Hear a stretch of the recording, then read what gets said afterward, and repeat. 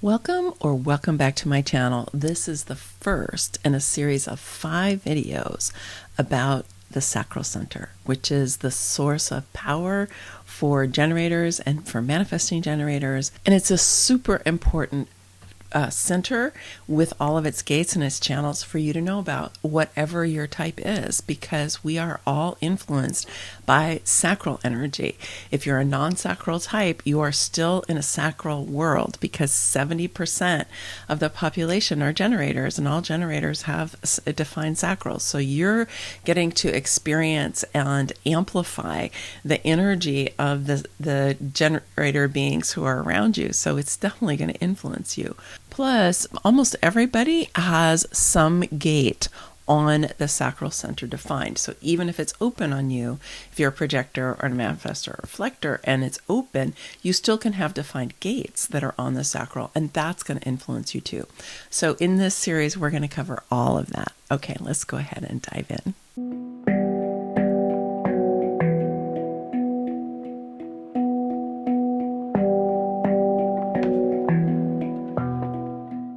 Just as a reminder, we all have the entire human design chart, okay? We have it in our energy field.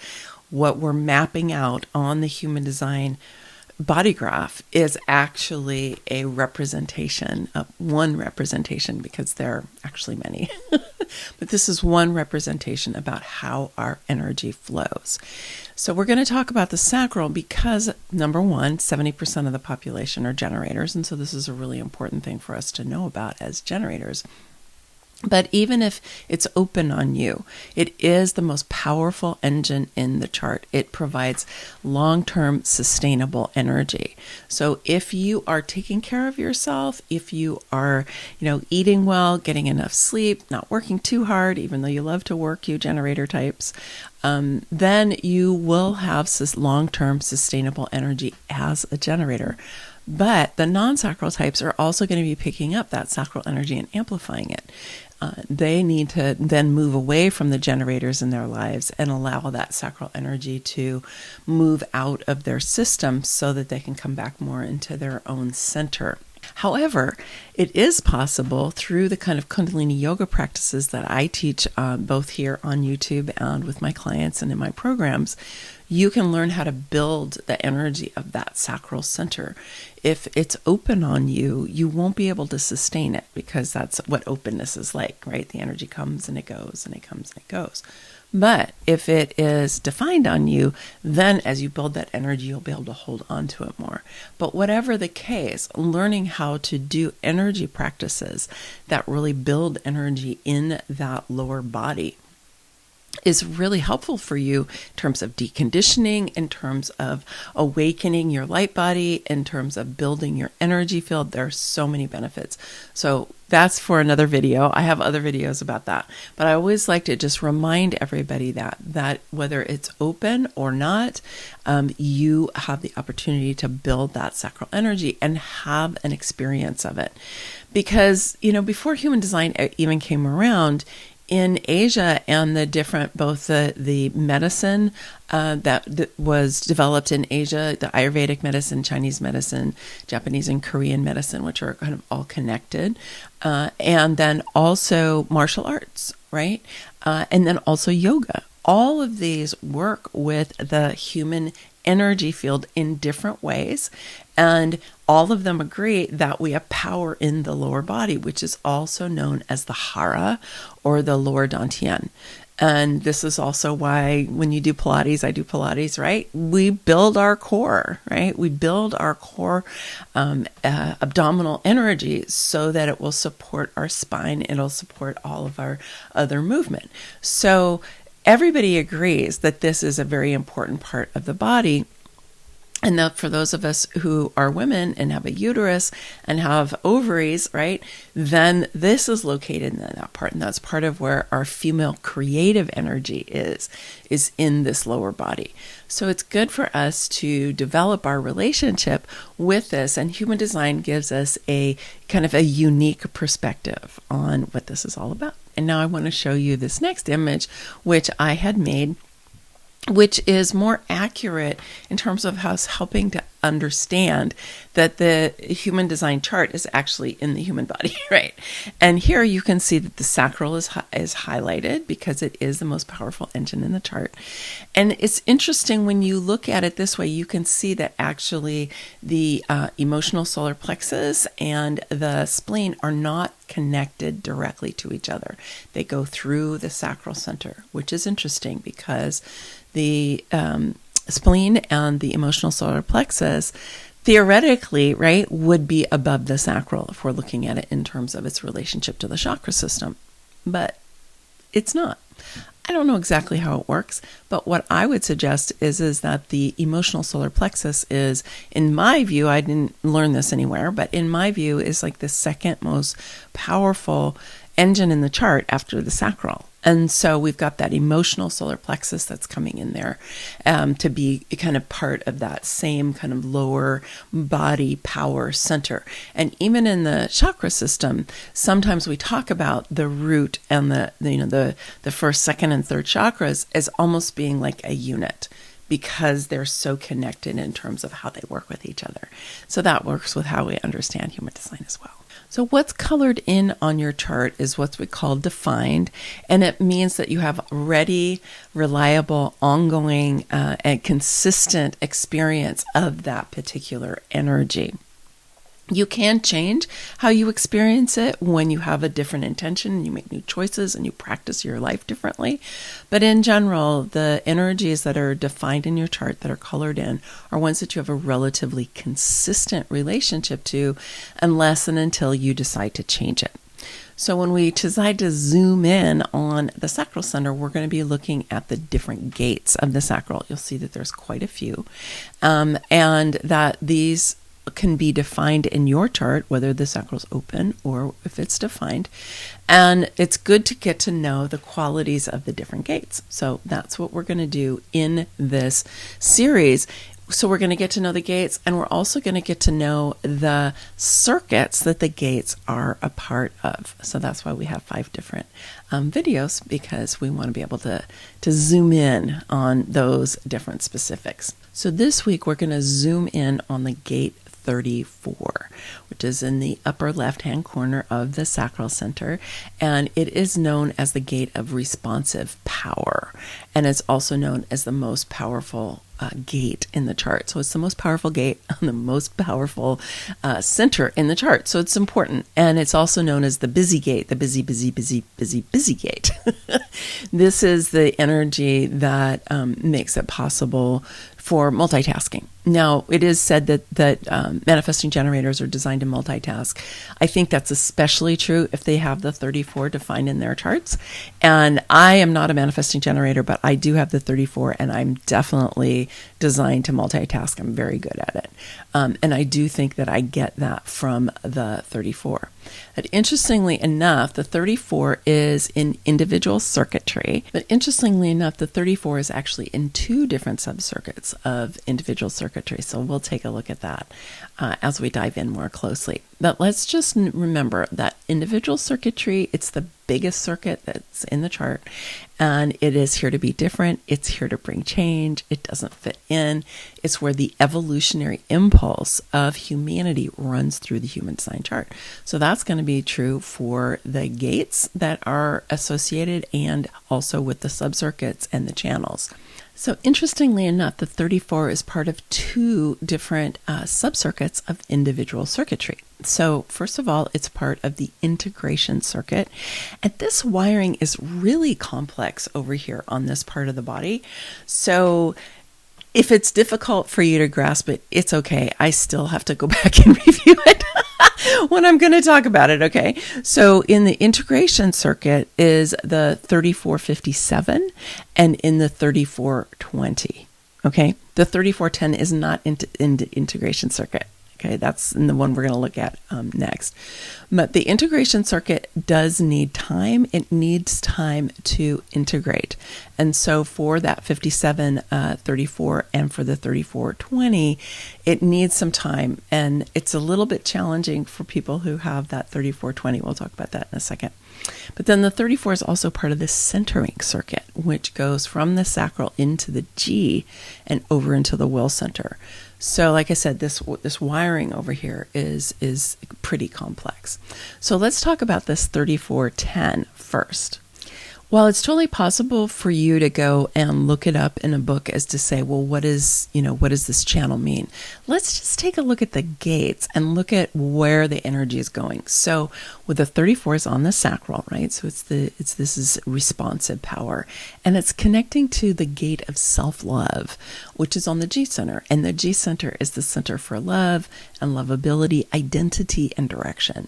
So this energy that is going here from the sacral into the G center, and there's a bunch of ways that the energy is going from the sacral to the G center. You can see there's 3 other channels that do that as well, but we're going to focus on this one right now. Is that there's that pure life force energy just fueling that gate of self-love. The thing is that the 10 is kind of a tricky channel because it's also the blame gate. It's also the place where we beat up on ourselves, right? We just kind of, pick up a stick and say, you're not good enough, you're a failure, you don't deserve anything, you're unlovable, all of that stuff, okay? It can get lodged in that gate 10. So you want to make sure that if you have this channel, that gate 10 is really in a more elevated state. You really want to work on loving yourself, okay? I know we have to work on loving ourselves, kind of crazy, but we do. So you really want to work on loving yourself because you've got all this pure life force energy coming out of that 34 going into the 10 in this particular circuit. And so you want the life force to really be amplifying and expanding and giving more and more power to your self-love and not to your self-criticism, right? Do you see how that works? So this is a great motivation for you to be really uplifting that 10 energy, which is just kind of a good idea for all of us anyway. And I think this is one of the reasons this channel has been renamed the channel of courage in quantum human design, because it's like having the courage actually to love yourself in a society that often is telling us we're not particularly lovable, right? Yeah. So then the next channel is the 3420. So the 3420 also this is in the integration circuit, and it's known as the channel of charisma. And it's also colloquially known as the channel of the manifesting generator, because if whatever else is happening in somebody's chart, if you've got the 3420, then you're going to be a manifesting generator because you're going from pure life force energy, a motor to the throat. That's what turns a generator into a manifesting generator, is when they have a motor to the throat. And in this case, we've got pure life force energy. That channel of responsive power is coming up and fueling the 20, which in quantum human design is patience. So there's a little bit of what Karen would call a conundrum in just in this very channel. I would call it a creative tension, because that 34 is kind of like come on, let's go, let's make things happen. We're busy, we got multiple projects, we're involved in all kinds of things, we're spinning lots of plates. And then the 20 is kind of like, okay, is it the right time? Are we engaging in the right thing right now? Because as I said, the integration circuit needs time. And so the 20 is in there saying, give yourself some time, take some time. So there's a little bit of a, push me, pull you kind of an energy that goes on in this channel. But it's super fast. It's super powerful. I think one of the most challenging things that people have when they have this defined in their chart is learning how to manage all that power. Learning how to slow down enough to actually pay attention and be like, are we doing the right thing here now, or are we just really busy?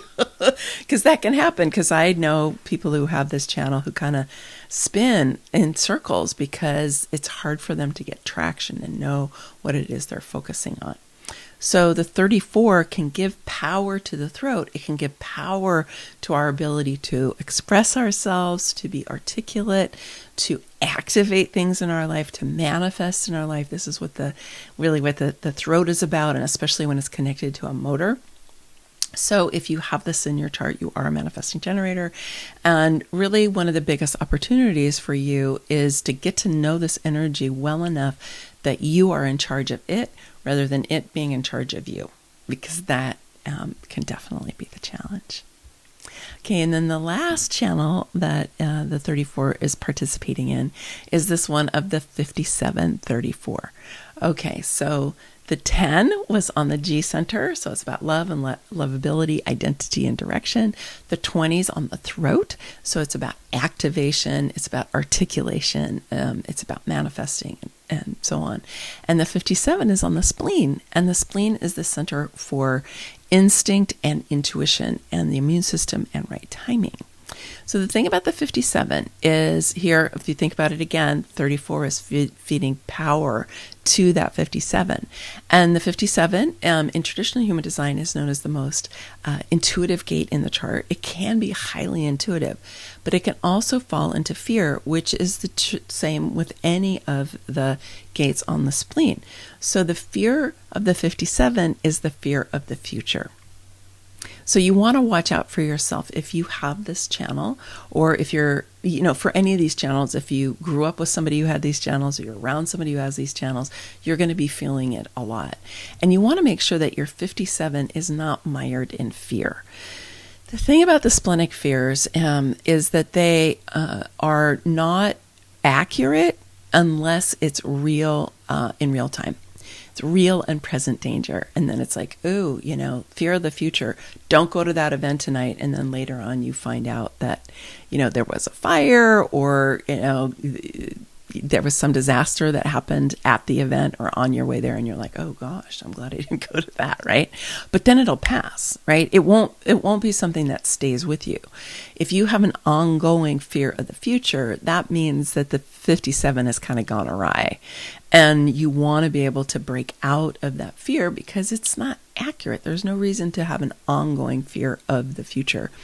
It's really more about what's happening right in front of you. So you want to be able to just kind of break through that so that you can really receive the beauty of the intuition that is available to you through that 57. And that pure life force energy, that power, is going to be feeding that 57. So you want it not to be in fear. You want it to be in a very high state of intuitive awareness. And on the other end, the 57 is going to be feeding intuitive insights to that sacral center. Interesting, right?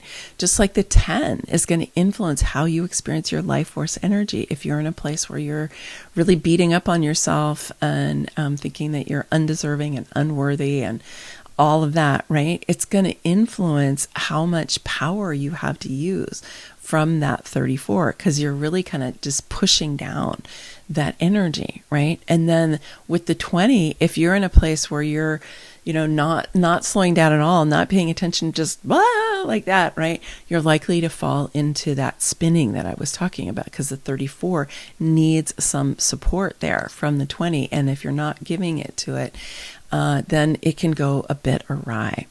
So I hope that you're able to see just some of the characteristics of just how complex this 34 is and all of the different places that it connects in the chart. None of the other gates are complicated like this. The 34 is the one that's definitely the most complicated. And if you have it in your chart, it can be a true gift, a true superpower, because it is about responsive power. And you want to be able to learn how to respond, which we generators do, so that we're not trying to, take that energy and go out and make stuff happen like a manifestor would, but that we are responding. Just as a caveat here, because a lot of times people get confused about this, is that it's really about how you enter into something. It's about how you enter into something, because if you enter into it correctly through response, then you can manifest once you're in it. You can initiate more once you're in it. So I do have other videos about that. I'm not going to go into it in any more detail today.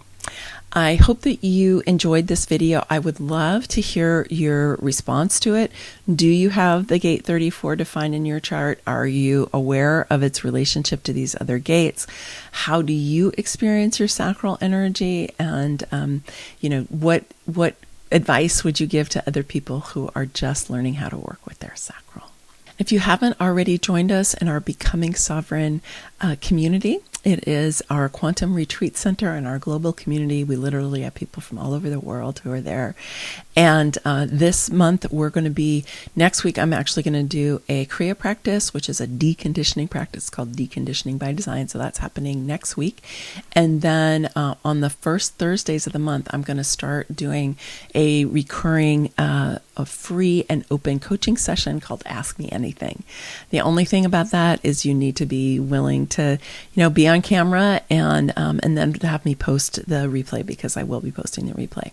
So I invite you to put that on your calendar, and I will be sending out to people who are on my email list and who are in my community, so they'll know about it. So I encourage you to join us if you'd like to have updates for things that are coming up soon. Okay, many blessings, much love.